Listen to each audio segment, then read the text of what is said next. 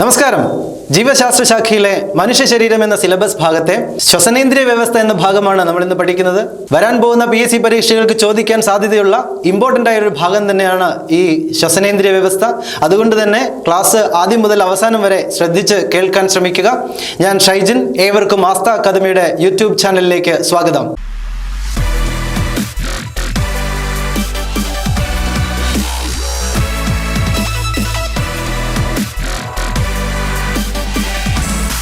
നമ്മൾ ശ്വസനേന്ദ്രിയ വ്യവസ്ഥ പഠിക്കുമ്പോൾ ആദ്യം മനസ്സിലേക്ക് വരുന്ന വാക്ക് ശ്വാസകോശത്തിനെ കുറിച്ചാണ്. ശ്വാസകോശത്തെക്കുറിച്ചുള്ള പഠനശാഖയുടെ പേരെന്താ? ശ്വാസകോശത്തെക്കുറിച്ചുള്ള പഠനശാഖയുടെ പേരാണ് പ്ലൂറോളജി. പ്ലൂറോളജി അല്ലെങ്കിൽ ന്യൂമോണോളജി അല്ലെങ്കിൽ പൾമണോളജി, ഇങ്ങനെയൊക്കെ അറിയപ്പെടുന്നുണ്ട്. നമുക്ക് പ്ലൂറോളജി പഠിക്കാം. ശ്വാസകോശത്തെക്കുറിച്ചുള്ള പഠനശാഖയുടെ പേര് പ്ലൂറോളജി. അവിടെ തന്നെ പഠിക്കാൻ പറ്റുന്ന മറ്റൊരു പേരാണ് പ്ലൂറ. എന്താണ് പ്ലൂറ? നമ്മുടെ ശ്വാസകോശത്തിനെ പൊതിഞ്ഞു സൂക്ഷിക്കുന്ന ആവരണമാണ് പ്ലൂറ. ശ്വാസകോശത്തിന്റെ സംരക്ഷണമാണ് പ്ലൂറയുടെ ധർമ്മം. ഇനി ഈ പ്ലൂറ, അതിനുള്ളിൽ കാണപ്പെടുന്ന ഒരു ദ്രാവകമാണ് പ്ലൂറൽ ദ്രവം. എന്താണ് അതിന്റെ ധർമ്മം? ശ്വാസകോശത്തിനുണ്ടാവുന്ന ഘർഷണം കുറയ്ക്കുക. ഘർഷണം എങ്ങനെ ഉണ്ടാവുക? ശ്വാസകോശം സങ്കോചിക്കുകയും വികസിക്കുകയും ചെയ്യുന്ന സമയത്ത് വാരിയെല്ലുകളുമായിട്ടുണ്ടാവുന്ന ഘർഷണം കുറയ്ക്കാൻ സഹായിക്കലാണ് പ്ലൂറൽ ദ്രവം ഇതെല്ലാം ചെയ്യുന്നത്. ഇപ്പൊ പ്ലൂറ എന്ന പേര് കിട്ടി, പ്ലൂറൽ ദ്രവവും കിട്ടി. മറ്റൊരു പേര് ഡയഫ്രം എന്ന വാക്കാണ്. എന്താണ് ഡയഫ്രം? നമ്മുടെ ശരീരം എന്ന് പറയുന്നത്, കഴുത്തിന് താഴേക്കുള്ള ഭാഗം ഇത്രയുമാണ് നമ്മുടെ ശരീരം എന്ന് പറയുന്നത്. ഈ ശരീരത്തിന് ഉൾഭാഗം നോക്കിക്കഴിഞ്ഞാൽ ഒരു ഹോളോ ചേംബറാണ്, വലിയൊരു അറയാണ്. ഈ അറയെ രണ്ട് പാളികളാക്കാൻ വേണ്ടി രണ്ട് ലെയറുകൾ, രണ്ട് ഭാഗങ്ങളാക്കി മാറ്റുന്ന ഒരു പേശി നിർമ്മിത ഭിത്തിയാണ് ഡയഫ്രം എന്ന് വിളിക്കുന്നത്. ഡയഫ്രം എന്ന് പറയുന്നത് നമ്മുടെ വാരിയെല്ലിന് തൊട്ട് താഴെയായിട്ട് കാണപ്പെടുന്ന ഒരു പേശി നിർമ്മിത പാളിയാണ്. ഈ ഡയഫ്രത്തിന് താഴെയുള്ളത് ഉദരാശയം, അബ്ഡോമിനൽ ക്യാവിറ്റി എന്നറിയപ്പെടുമ്പോൾ, ഡയഫ്രത്തിന് മുകളിലുള്ള ഭാഗം അറിയപ്പെടുന്ന പേര് ഔരസാശയം എന്നറിയപ്പെടുന്നു. ഔരസാശയവും ഉദരാശയം എന്നിങ്ങനെ രണ്ട് പാളികളായിട്ട്, രണ്ട് ഭാഗങ്ങളായിട്ട് നമ്മുടെ ബോഡിയെ വേർതിരിക്കുന്നത് ഡയഫ്രം ആണ്. ആ ഡയഫ്രത്തിന്റെ തൊട്ട് മേലെയാണ് നമ്മുടെ ശ്വാസകോശം സ്ഥിതി ചെയ്യുന്നത്. ഇനി ഈ സമയത്ത് ഡയഫ്രം പഠിക്കുമ്പോൾ തന്നെ പഠിക്കേണ്ട മറ്റൊരു വാക്കാണ് ഇന്റർകോസ്റ്റൽ പേശികൾ. ഇന്റർകോസ്റ്റൽ പേശികൾ. അതാരാ ഇന്റർകോസ്റ്റൽ പേശികൾ? നമ്മുടെ വാരിയെല്ലുകൾ, ശ്വാസകോശം വികസിക്കുന്ന സമയത്ത് വാരിയെല്ലുകൾ വികസിക്കുകയും സങ്കോചിക്കുകയും ചെയ്യുന്നുണ്ട്. ഈ വാരിയെല്ലുകളെ വികസിക്കാനും സങ്കോചിക്കാനും സഹായിക്കുന്ന വാരിയെല്ലുകൾക്കിടയിൽ കാണപ്പെടുന്ന ഒരു പേശി നിർമ്മിത ഭാഗമാണ് ഇന്റർകോസ്റ്റൽ പേശികൾ. വാരിയെല്ലുകളുടെ വികാസത്തിന് സഹായിക്കുന്ന പേശി നിർമ്മിത ഭാഗമാണ് ഇന്റർകോസ്റ്റൽ പേശികൾ എന്നറിയപ്പെടുന്നത്. ഈ ഇന്റർകോസ്റ്റൽ പേശികൾ നമ്മുടെ SCERT പുസ്തകത്തിൽ കണ്ടതാണ്. തീർച്ചയായും അതിൽ നിന്ന് ക്വസ്റ്റ്യൻ വരാണെങ്കിൽ ഇന്റർകോസ്റ്റൽ പേശികളുടെ പേര് ചോദിക്കാനുള്ള സാധ്യതയുണ്ട്. അതുകൊണ്ട് ആ പേര് ഓർത്തിരിക്കാൻ വേണ്ടി ശ്രമിക്കാം. ഇനി മറ്റ് ഭാഗത്തേക്ക് വരാം. നമ്മൾ ശ്വാസകോശം ശ്വസനേന്ദ്രിയ വ്യവസ്ഥയുടെ ഭാഗമായിട്ട് ശ്വാസകോശം എടുക്കുന്നു. ശ്വാസകോശം മാത്രമല്ലല്ലോ ശ്വസന വ്യവസ്ഥയുടെ ഭാഗം എന്ന് പറയുന്നത്. ശ്വസന വ്യവസ്ഥ അന്തരീക്ഷത്തിലെ വായുവിനെ ഉള്ളിലേക്ക് എടുക്കാൻ സഹായിക്കുന്ന നോസ്ട്രിൽസ് എന്ന് വിളിക്കുന്ന ഈ മൂക്കിന്റെ ദ്വാരമുണ്ടല്ലോ, അതിൽ നിന്ന് വായു നേരെ കയറി ചെല്ലുന്നത് മൂക്കിനുള്ളിലുള്ള നാസാഗഹ്വരം എന്ന ഗുഹയ്ക്കുള്ളിലേക്കാണ്. നാസാഗഹ്വരം അഥവാ നേസൽ ക്യാവിറ്റിയിലേക്ക് എത്തുന്നു. ഒരു വലിയ അറ, ഇവിടെ രണ്ട് ഹോളുകൾ ഉള്ളിലേക്ക് എത്തുന്നത് ഒറ്റ അറയിലേക്ക് വന്നു ചേരുന്നു. നേസൽ ക്യാവിറ്റി എന്നറിയപ്പെടുന്നു. ഈ നേസൽ ക്യാവിറ്റിയുടെ ഉൾഭാഗം നിർമ്മിച്ചിരിക്കുന്നത് എപ്പിത്തീലിയൽ കലകൾ കൊണ്ടാണ്. PSC ഒരിക്കൽ ചോദിച്ചതാണ്, നാസാഗഹ്വരത്തിന് ഉള്ളിലുള്ള പാളി നിർമ്മിച്ചിരിക്കുന്നത് ഏത് തരം കോശങ്ങൾ കൊണ്ടാണ്? എപ്പിത്തീലിയൽ കലകൾ കൊണ്ടാണ്. എപ്പിത്തീലിയൽ കലകൾ കൊണ്ടാണ് നാസാഗഹ്വരം നിർമ്മിച്ചിരിക്കുന്നത്. ഇനി നാസാഗഹ്വരത്തിൽ നിന്ന് ഉള്ളിലേക്ക് എടുക്കുന്ന വായു നമ്മുടെ വായുടെ പുറകിലുള്ള തൊണ്ടയിലൂടെയാണ് ഉള്ളിലേക്ക് ഇറങ്ങി വരുന്നത്. ഈ ഭാഗത്ത് നോക്കിയാൽ അറിയാം, നമ്മുടെ വായിന്റെ പുറകില് നമ്മൾ ചവച്ചരച്ച് ഇറക്കി വിടുന്ന ഭക്ഷ്യവസ്തുക്കൾ ഇറങ്ങി വരുന്ന അതേ പൈപ്പിലൂടെ തന്നെയാണ് ഉള്ളിലേക്ക് വായുവും കടന്നു പോകുന്നത്. ഇത് രണ്ടും ഒരേ സമയത്ത് നടക്കുന്നില്ല എന്ന് നിങ്ങൾക്ക് നന്നായി അറിയാം. സംശയമുണ്ടെങ്കിൽ നിങ്ങളുടെ വായിലുള്ള ഉമിനീര് ഇറക്കി വിടുന്നതിനോടൊപ്പം തന്നെ ശ്വാസവും ഉള്ളിലേക്ക് എടുത്തു നോക്കൂ. രണ്ടും ഒരുമിച്ച് ചെയ്യാൻ പറ്റുന്നുണ്ടോ? ഇല്ല. വായു കടന്നു പോകുന്ന സമയത്ത് ഭക്ഷണം ഇറങ്ങുന്നില്ല, അല്ലെങ്കിൽ ഭക്ഷണം കഴിക്കുന്ന സമയത്ത് വായുവിനെ ഉള്ളിലേക്ക് എടുക്കാൻ സാധിക്കില്ല. രണ്ടും ഒരുമിച്ച് നടക്കുന്നില്ല. അതിന് കാരണമുണ്ട്.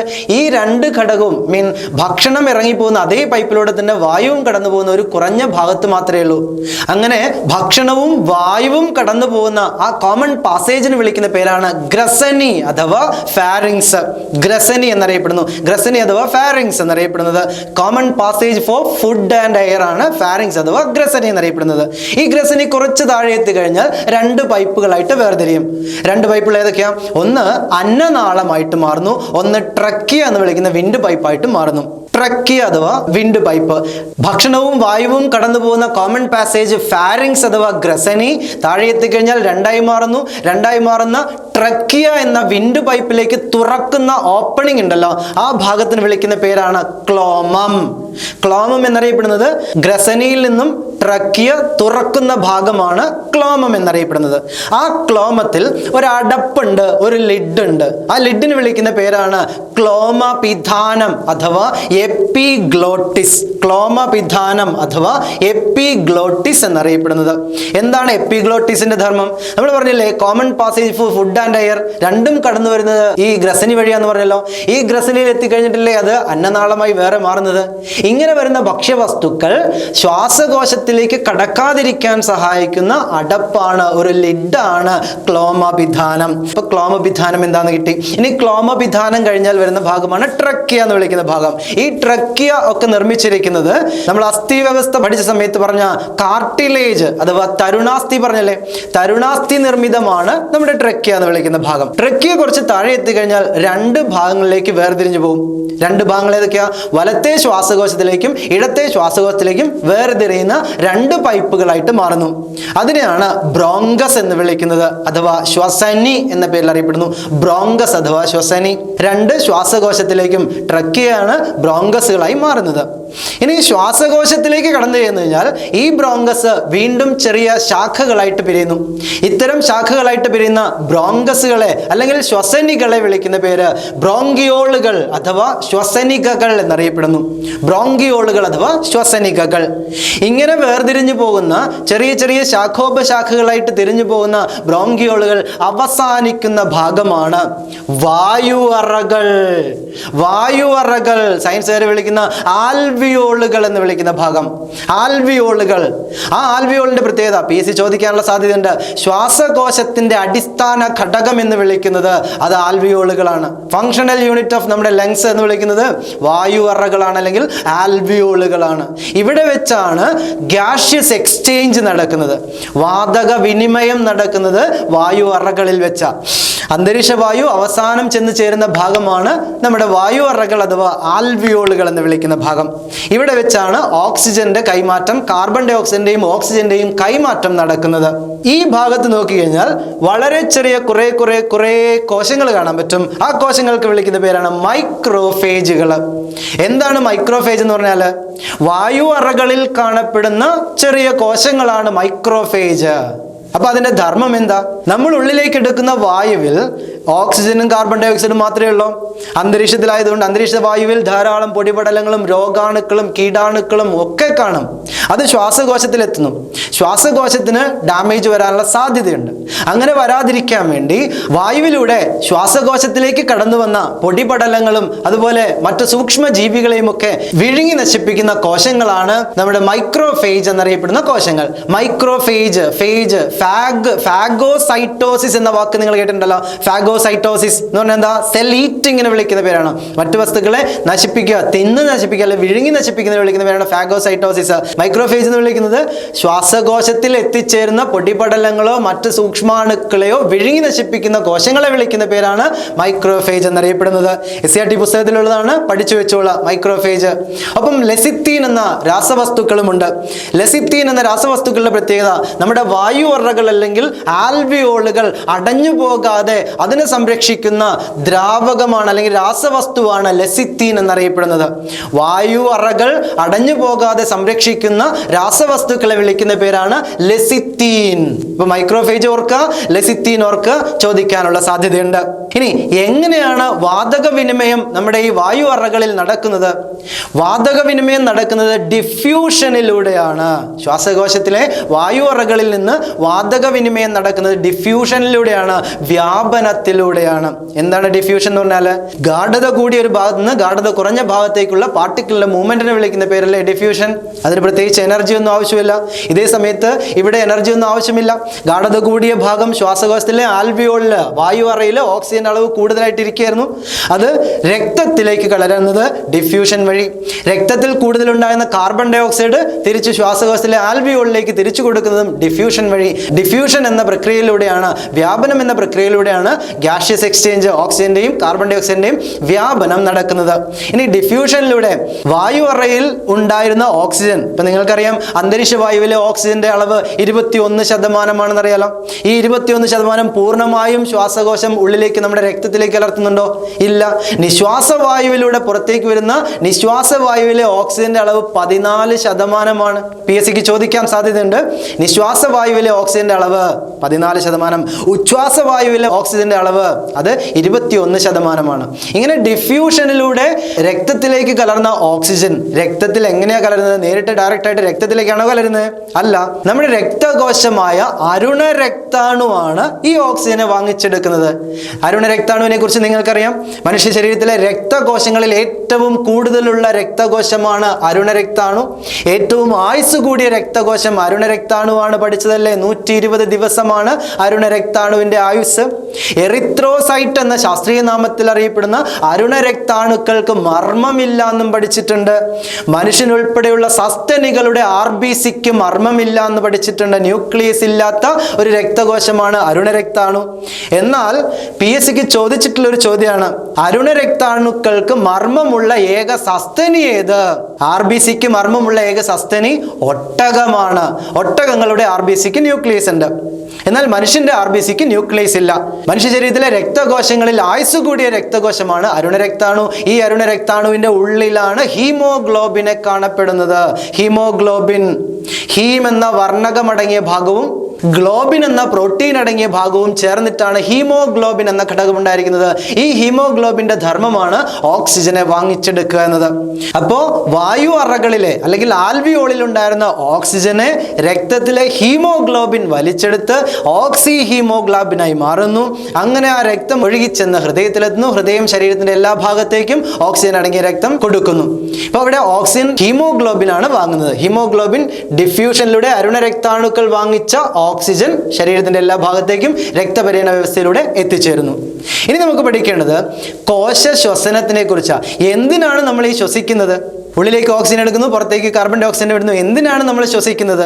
ആ ശ്വസനത്തിലൂടെ നമുക്ക് ഊർജം സ്വതന്ത്രമാക്കപ്പെടുകയാണ് ചെയ്യുന്നത്. നമ്മൾ കഴിക്കുന്ന ഭക്ഷണത്തിൽ നിന്ന് നമുക്ക് ധാന്യകം, മാംസ്യം, കൊഴുപ്പ് തുടങ്ങിയവയൊക്കെ നമ്മുടെ ശരീരത്തിലേക്ക് ആഗിരണം ചെയ്യുന്നുണ്ട്. പക്ഷെ ഇത് നമുക്ക് ഊർജമാക്കി മാറ്റണമെങ്കിൽ ഓക്സിജൻ എന്ന ഘടകം വേണം. ഓക്സിജൻ ഉണ്ടെങ്കിലാണ് ഊർജത്തിന് നമുക്ക് സ്വതന്ത്രമാക്കാൻ സാധിക്കൂ. ഇവിടെ ഊർജം സ്വതന്ത്രമാക്കുന്ന അല്ലെങ്കിൽ ഊർജം ഉൽപ്പാദിപ്പിക്കുന്ന എവിടെ വെച്ചാ? കോശത്തിൽ വെച്ചാണ്.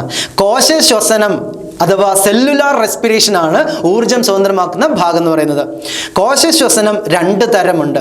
കോശശ്വസനം ഗ്ലൈക്കോളിസിസും ക്രെബ്സ് പരിവൃത്തിയുമായിട്ട് 2 ഘട്ടങ്ങളിലായിട്ടാണ് നടക്കുന്നത്. കോശശ്വസനം, ഗ്ലൈക്കോളിസിസ്, ക്രെബ്സ് പരിവൃത്തി എന്നിങ്ങനെ 2 ഘട്ടങ്ങളിലായിട്ടാണ് ശ്വസനം നടക്കുന്നത്. ആദ്യത്തെ നമുക്ക് നോക്കാം. കോശശ്വസനത്തിൽ ആദ്യത്തെ ഗ്ലൈക്കോളിസിസ് എന്ന ഘട്ടം നോക്കാം. ഗ്ലൈക്കോളിസിസ് എന്ന ഘട്ടം നടക്കുന്നത് കോശദ്രവ്യത്തിൽ വെച്ചാണ്. കോശദ്രവ്യത്തിൽ വെച്ച് നടക്കുന്നു. അവിടെ സംഭവിക്കുന്നത് എന്താ? ഒരു മോളിക്യൂള് നമ്മുടെ ഗ്ലൂക്കോസ് തന്മാത്രയെ പൈറുവിക് ആസിഡ് ആക്കി മാറ്റുന്നതോടൊപ്പം തന്നെ 2 ATP ഊർജവും ഉൽപ്പാദിപ്പിക്കുന്നു. ശ്രദ്ധിക്കുക, ഗ്ലൈക്കോളിസിസ് എന്ന പ്രവർത്തനം നടക്കുന്നത് കോശദ്രവ്യത്തിൽ വെച്ചാണ്. കോശദ്രവ്യത്തിൽ വെച്ച് ഗ്ലൂക്കോസ് തന്മാത്രയെ പൈറുവിക് ആസിഡും ATPയുമാക്കി മാറ്റുന്നു. ഈ ATP ആണ് നമ്മുടെ ഊർജം എന്ന് പറയുന്നത്. ATP എന്ന് വിളിക്കുന്നത് അഡിനോസിൻ ട്രൈഫോസ്ഫേറ്റ്. ഈ അഡിനോസിൻ ട്രൈഫോസ്ഫേറ്റ് ആണ് നമുക്ക് വേണ്ട ഊർജം എന്നറിയപ്പെടുന്നത്.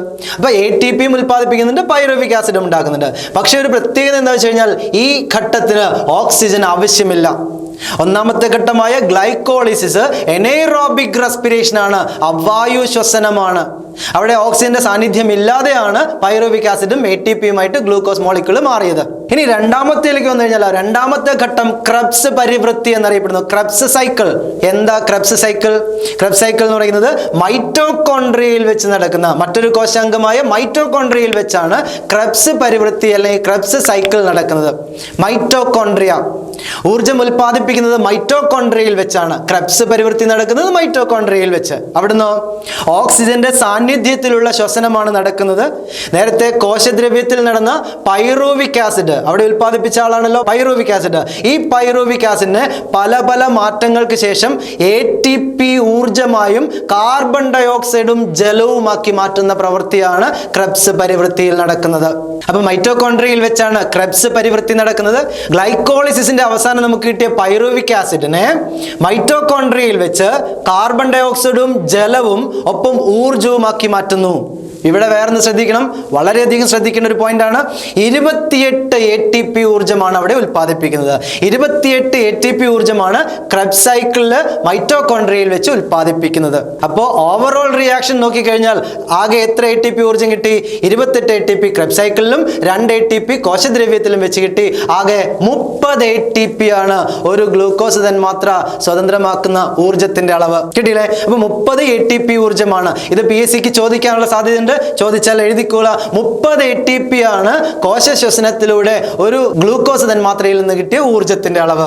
SCERT ടെക്സ്റ്റുകളിലെല്ലാം ബുക്കിൽ 30 ഉണ്ട്, പല ബുക്കുകളിലും 36, 38 എന്നൊക്കെ കണ്ടിട്ടുണ്ട്. അതെല്ലാം തെറ്റാണ്. 30 ആണ്. 28 ATP മൈറ്റോകോൺട്രിയൽ ക്രെബ്സ് സൈക്കിളിലൂടെ കിട്ടിയ ATPയും കോശദ്രവ്യത്തിൽ നിന്ന് ഗ്ലൈക്കോളിസിലൂടെ കിട്ടിയ 2 ATPയും ചേർന്നാകെ 30 ATP ഊർജ്ജമാണ് സ്വതന്ത്രമാക്കപ്പെടുന്നത്. അതിന്റെ ഓവറോൾ റിയാക്ഷൻ എഴുതി കഴിഞ്ഞാൽ C6H12O6 ഇത് നമ്മുടെ ഗ്ലൂക്കോസ് ആണ്. ഗ്ലൂക്കോസ് ഓക്സിജനുമായിട്ട് കൂടിച്ചേർന്ന് കാർബൺ ഡയോക്സൈഡും ജലവും ഉണ്ടാകുന്നു, ഒപ്പം 30 ATP ഊർജവും ഉണ്ടാക്കുന്നു.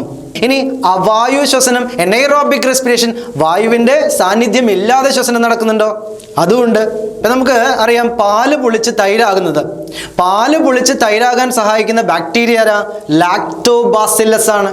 ലാക്ടോബാസില്ലസ് പാല് പൊളിച്ച് തൈരാകുന്നു. അതുപോലെ നമ്മുടെ മാവ് പൊളിക്കുന്നത് ഈസ്റ്റിന്റെ പ്രവർത്തനത്തോടുകൂടി കാർബൺ ഡൈ ഓക്സൈഡ് ആണ് അവിടെ കൂടുതൽ ഉണ്ടാകുന്നത്. ഇത്തരം പ്രവൃത്തിയൊക്കെ ഓക്സിജന്റെ അസാന്നിധ്യത്തിൽ നടക്കുന്നതാണ്. ഓക്സിജന്റെ അസാന്നിധ്യത്തിൽ ആസിഡോ ആൽക്കഹോളോ ഒക്കെ ആയി മാറുന്ന പ്രവർത്തനത്തിന് വിളിക്കുന്ന പേരാണ് കിണ്വനം അഥവാ ഫെർമെന്റേഷൻ. കിണ്വനം അഥവാ ഫെർമെന്റേഷൻ എന്നറിയപ്പെടുന്നത്. ഇനി നമുക്ക് പഠിക്കേണ്ട മറ്റൊരു ഭാഗമാണ് ടൈഡൽ വോളിയം, വൈറ്റൽ കപ്പാസിറ്റി, അവക്ഷിപ്ത വ്യാപ്തം ഒക്കെ. എന്താണ് ടൈഡൽ വോളിയം? ടൈഡൽ വോളിയം എന്ന് പറഞ്ഞാൽ ഇപ്പൊ നമ്മൾ നോർമൽ ബ്രീത്ത് ചെയ്യുന്നുണ്ടല്ലോ, നിങ്ങൾ സാധാരണ ശ്വസനം ചെയ്യുന്നു, ഒരു പ്രാവശ്യം ഉള്ളിലേക്ക് എടുക്കുന്നു, ഒരു പ്രാവശ്യം പുറത്തേക്ക് വിടുന്നു. ഇതിന് പുറത്തേക്ക് വിടുക ഉള്ളിലേക്ക് എടുക്കുക എന്നല്ല, മലയാളം വാക്ക് തന്നെ പഠിക്കാം. ഉള്ളിലേക്ക് എടുക്കുന്ന വായുവിന് ഉച്ഛ്വാസ വായു എന്നും പുറത്തേക്ക് വിടുന്ന വായുവിനെ നിശ്വാസ വായു എന്നാണ് പറയുന്നത്. ഉച്ഛ്വാസവായു, ഇൻഹെയിൽഡ് എയറിന് വിളിക്കുന്ന പേര് ഉച്ഛ്വാസവായു. തെറ്റിപ്പോകരുത്. ഉള്ളിലേക്ക് എടുക്കുന്ന വായു ഉച്ഛ്വാസവായു, തെറ്റിപ്പോകാതെ പഠിച്ചോളാം. പുറത്തേക്ക് വിടുന്ന വായു നിശ്വാസവായു, എക്സെയിൽഡ് എയർ. നോർമൽ ബ്രീത്തിങ്ങിലൂടെ, സാധാരണ ശ്വസനത്തിലൂടെ ഉള്ളിലേക്ക് എടുക്കുകയോ പുറത്തേക്ക് വിടുകയോ ചെയ്യുന്ന വായുവിന്റെ അളവിനെ വിളിക്കുന്ന പേരാണ് ടൈഡൽ വോളിയം എന്നറിയപ്പെടുന്നത്. അപ്പൊ ടൈഡൽ വോളിയം ഏകദേശം 1/2 ലിറ്റർ ആണ്. ഒരുപാടൊന്നും നമ്മൾ വലിച്ചു കയറ്റുന്നില്ല, കുറച്ച് ഭാഗം മാത്രമേ കയറ്റുന്നുള്ളൂ. 1/2 ലിറ്റർ ആണ് വായുവിന്റെ അളവ്. ടൈഡൽ വോളിയം എന്ന് വിളിക്കുന്നത് സാധാരണ ശ്വസനത്തിലൂടെ ഉള്ളിലേക്ക് എടുക്കുകയോ പുറത്തേക്ക് വിടുകയോ ചെയ്യുന്ന വായുവിന്റെ അളവ്. ഇനി മറ്റൊന്ന് വൈറ്റൽ കപ്പാസിറ്റി. വൈറ്റൽ കപ്പാസിറ്റി അതെന്താ? പരമാവധി ഉള്ളിലേക്ക് എടുത്ത് പരമാവധി പുറത്തേക്ക് വിടാൻ കഴിയുന്ന വായുവിന്റെ അളവ്. നമ്മൾ മാക്സിമം ഉള്ളിലേക്ക് എയർ എടുത്തു, എന്നിട്ട് പരമാവധി പുറത്തേക്ക് വിടാൻ കഴിയുന്ന വായുവിന്റെ അളവിന് വിളിക്കുന്ന പേരാണ് വൈറ്റൽ കപ്പാസിറ്റി. ജൈവക്ഷമത എന്ന് മലയാളത്തിൽ വിളിക്കും. വൈറ്റൽ കപ്പാസിറ്റി അഥവാ ജൈവക്ഷമത. ഒരു മുതിർന്ന ഒരു വ്യക്തിക്ക് ശരാശരി 4 മുതൽ 4.5 ലിറ്റർ ആണ് വൈറ്റൽ കപ്പാസിറ്റിയുടെ അളവ് പറയുന്നത്. ഈ വൈറ്റൽ കപ്പാസിറ്റി പോലീസിലും പട്ടാളത്തിലും സേനകളിലൊക്കെ പോകുന്നവർക്ക് ഫിസിക്കൽ എക്സസൈസ് ചെയ്യാറുണ്ട്. ഫിസിക്ക് നോക്കുന്ന സമയത്ത് അവരോട് ചെസ്റ്റിന്റെ എക്സ്പാൻഷൻ 5 സെന്റിമീറ്റർ വരെ ഉയർത്താനൊക്കെ പറയുന്നുണ്ട്. അവരുടെ വൈറ്റൽ കപ്പാസിറ്റി, ജൈവക്ഷമത, പരമാവധി വായുവിനെ ഉൾക്കൊള്ളാനുള്ള കഴിവുണ്ടോ, ഓക്സിജനെ ശരാശരി ഉള്ളിലേക്ക് എടുക്കാനുള്ള കഴിവുണ്ടോ എന്നൊക്കെ നോക്കാൻ വേണ്ടിയിട്ടാണ് അവരത് നോക്കുന്നത്. അപ്പോൾ വൈറ്റൽ കപ്പാസിറ്റി എന്ന് പറഞ്ഞാൽ പരമാവധി ഉള്ളിലേക്ക് എടുത്ത് പുറത്തേക്ക് വിടാൻ കഴിയുന്ന വായുവിന്റെ അളവിനെ വൈറ്റൽ കപ്പാസിറ്റി അഥവാ ജൈവക്ഷമത എന്നറിയപ്പെടുന്നു. ഇനി മൂന്നാമതൊരെണ്ണം പറയുന്നത് അവക്ഷിപ്ത വ്യാപ്തം. അവക്ഷിപ്ത വ്യാപ്തം അഥവാ റെസിഡ്യൂവൽ വോളിയം. റെസിഡ്യൂ അവക്ഷിപ്തമാണ്. ഇപ്പൊ നമ്മൾ പറയില്ലേ വൈറ്റൽ കപ്പാസിറ്റി പരമാവധി പുറത്തേക്ക് വിട്ടു, ഇനി ഒന്നും പുറത്തേക്ക് പോകാനില്ല എന്ന് തോന്നുന്നുണ്ടോ? ഇല്ല. പരമാവധി പുറത്തേക്ക് വിട്ടതിന് ശേഷവും ശ്വാസകോശത്തിലോ ശ്വാസനാളത്തിലോ ബാക്കി കാണപ്പെടുന്ന വായുവാണ് അവക്ഷിപ്ത വ്യാപ്തം എന്നറിയപ്പെടുന്നത്. എന്താ അവക്ഷിപ്ത വ്യാപ്തം അഥവാ റെസിഡ്യൂവൽ വോളിയം എന്ന് പറഞ്ഞാൽ പരമാവധി നിശ്വാസത്തിന് ശേഷവും ശ്വാസകോശത്തിലോ ശ്വാസനാളത്തിലോ അവശേഷിക്കുന്ന വായുവിനെ വിളിക്കുന്ന പേരാണ് അവക്ഷിപ്ത വ്യാപ്തം അഥവാ റെസിഡ്യൂവൽ വോളിയം എന്നറിയപ്പെടുന്നത്. ഇനി മറ്റു രണ്ട് പേരുകളിലേക്ക് പോവാം. യൂപ്നിയ, പരിചയമുള്ള പേരാണ് അത്. യൂപ്നിയ ബ്രീത്ത് തന്നെയാണ്. നോർമൽ ബ്രീത്തിന് സയൻസുകാർ വിളിക്കുന്ന പേരാണ് യൂപ്നിയ. സാധാരണ ശ്വസനം അറിയപ്പെടുന്ന പേര് യൂപ്നിയ. എന്നാൽ ഡിസ്പ്നിയ ഓർത്തോളാം, ഡിസ്പ്നിയ, DISPNOEA, ഡിസ്പ്നിയ എന്ന് പറയുന്ന വാക്ക് വേദനയോട് കൂടിയ ശ്വസനം, പെയിൻഫുൾ ബ്രീത്തിങ്ങിനെ വിളിക്കുന്ന പേരാണ് ഡിസ്പ്നിയ. വേദനയോട് കൂടിയ ശ്വസനമാണ് ഡിസ്പ്നിയ എന്നറിയപ്പെടുന്നത്. ഇനി അനക്സിയ എന്ന് പറയുന്നത് എന്താ? അനക്സിയ, ഉള്ളിലേക്ക് എടുക്കുന്ന എയറിൽ ഓക്സിജന്റെ അളവ് കുറവ്. ഓക്സിജന്റെ അളവ് കുറവുള്ള എയർ ശ്വസിക്കുന്നതിലൂടെയാണ് അനക്സിയ എന്ന വാക്ക് വന്നിരിക്കുന്നത്. അനക്സിയ. ഇനി നമുക്ക് പഠിക്കേണ്ടത് കുറച്ച് രോഗങ്ങളെ കുറിച്ചാണ്. ആദ്യം നമുക്ക് നോക്കാം ബ്രോങ്കൈറ്റിസ്. ബ്രോങ്കൈറ്റിസ് എന്ന് വിളിക്കുന്നത് ബ്രോങ്കസിനുണ്ടാകുന്ന അണുബാധയാണ്. അണുബാധയ്ക്ക് പല കാരണങ്ങൾ കൊണ്ടുണ്ടാവാം. പ്രത്യേകിച്ച് പുകവലി പോലുള്ള ദൂഷ്യവശങ്ങളാണ് ഒരു പരിധിവരെ ബ്രോങ്കൈറ്റിസിന് കാരണം. രോഗാണുബാധ തന്നെയാണ് ബ്രോങ്കൈറ്റിസ് എന്നറിയപ്പെടുന്നത്. ബ്രോങ്കസിനെ ബാധിക്കുന്ന രോഗമാണ് ബ്രോങ്കൈറ്റിസ് എന്നറിയപ്പെടുന്നത്. മറ്റൊന്നത് എംഫിസിമ. എംഫിസിമ ഇതും നമ്മുടെ വായു അറകളുമായി ബന്ധപ്പെട്ട രോഗമാണ്. പുകവലിക്കുന്നവരുടെ വായു അറകളിൽ അടിഞ്ഞുകൂടിയിരിക്കുന്ന ടാറ് മുഖേനയോ മറ്റു കാരണങ്ങൾ കൊണ്ടോ വായു അറകളുടെ ഇലാസ്തികത നഷ്ടപ്പെട്ടു പോവുകയോ പൊട്ടുകയോ ചെയ്യുന്ന രോഗമാണ് എംഫിസിമ എന്നറിയപ്പെടുന്നത്. അതുപോലെ ന്യൂമോണിയ രോഗം, ന്യൂമോകോക്കസ് ബാക്ടീരിയ മൂലമുണ്ടാകുന്ന ശ്വാസകോശ സംബന്ധമായ രോഗമാണ് ന്യൂമോണിയ എന്നറിയപ്പെടുന്നത്. PSC ചോദിച്ചുകൊണ്ടിരുന്ന ചോദ്യങ്ങളിലായിരുന്നു സിലിക്കോസിസ്. ആ പേര് പഠിക്കുക, സിലിക്കോസിസ്. എന്താണ് സിലിക്ക? SiO2, മണലല്ലേ? പാറ പൊട്ടിക്കുന്നവർക്ക് സാധാരണ കണ്ടുവരുന്ന രോഗമാണ് സിലിക്കോസിസ് എന്നറിയപ്പെടുന്നത്. പാറ പൊട്ടിക്കുന്നവർക്ക് ഉണ്ടായേക്കുന്ന രോഗമാണ് സിലിക്കോസിസ്. അതുപോലെ ന്യൂമോകോണിയോസിസ് എന്ന രോഗം, ന്യൂമോകോണിയോസിസ്, ഇത് കൽക്കരിപ്പാടങ്ങളിൽ ജോലി ചെയ്യുന്നവർക്ക് കണ്ടുവരുന്ന രോഗമാണ് ന്യൂമോകോണിയോസിസ്. കൽക്കരിപ്പാടങ്ങളിൽ ജോലി ചെയ്യുന്നവർക്ക്. പിന്നെ മറ്റൊന്ന് ആസ്ബസ്റ്റോസിസ്. ആസ്ബസ്റ്റോസ് അറിയാലോ, ആസ്ബസ്റ്റോസ് ഫാക്ടറികളിലൊക്കെ ജോലി ചെയ്യുന്ന ആസ്ബസ്റ്റോസ് പൊടിപടലങ്ങൾ മൂലം ഉണ്ടാകുന്ന രോഗമാണ് ആസ്ബസ്റ്റോസിസ്. പിന്നെ മറ്റൊരെണ്ണം ലങ് ക്യാൻസർ.